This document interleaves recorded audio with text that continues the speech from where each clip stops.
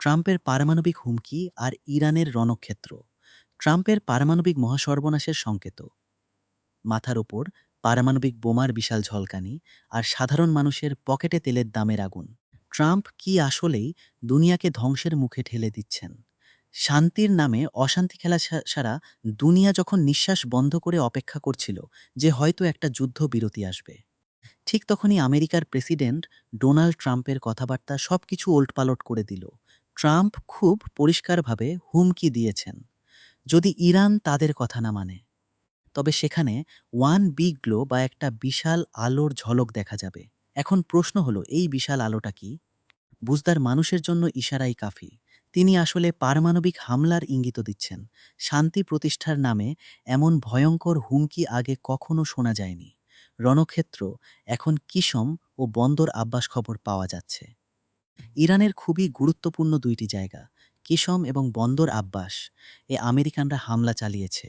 ইরানের দাবি অনুযায়ী আমেরিকা নাকি বেসামরিক এলাকা এবং তাদের তেলবাহী জাহাজগুলোকে টার্গেট করছে।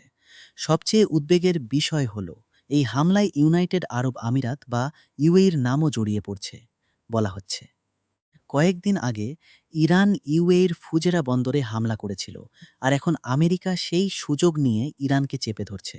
অর্থাৎ বলার জন্য যুদ্ধ বিরতি থাকলেও মাঠে কিন্তু প্রচণ্ড গোলাগুলি চলছে। তেলের বাজারে আগুন এবং সাধারণ মানুষের দুর্দশায় মারামারির সরাসরি আঘাত এসে লেগেছে সারা বিশ্বের তেলের বাজারে। খবর পাওয়া গেছে যে তেলের দাম প্রতি ব্যারেল $97 উপরে উঠে গেছে। একদিনেই দাম ব্যারেল $97 উপরে ভাগ, যদি ট্রাম্প সাহেব তার জেদ না ছাড়েন এবং হরমুজ প্রণালীতে এই উত্তেজনা বাড়তেই থাকে, তবে বিশ্বের অর্থনীতি ভেঙে পড়তে সময় লাগবে না।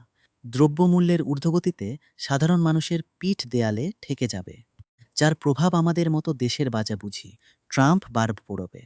ট্রাম্পের মানসিক অবস্থা নিয়ে প্রশ্ন অনেকেই বলছেন।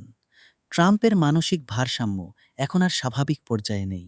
সাবেক সিআইএ অফিসারদের দাবি অনুযায়ী ট্রাম্প নাকি একসময় নিজে পারমাণবিক কোড চেয়েছিলেন, কিন্তু জেনারেলরা তাকে বাধা দিয়েছেন।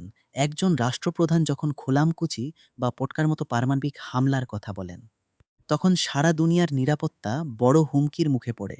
ইরানও হাত পা গুটিয়ে বসে নেই। তারাও বলছে আমেরিকার নৌবহরকে তারা সঠিক জবাব দেবে। উপসংহার: একদিকে ট্রাম্প বলছেন তিনি নাকি ইরানের ১৫৯টা বোট সাগরের তলায় পাঠিয়ে দিয়েছেন। অন্যদিকে ইরান রীতিমতো কার র্যালি করে জনসাধারণের মনোবল চাঙ্গা রাখছে। সব মিলিয়ে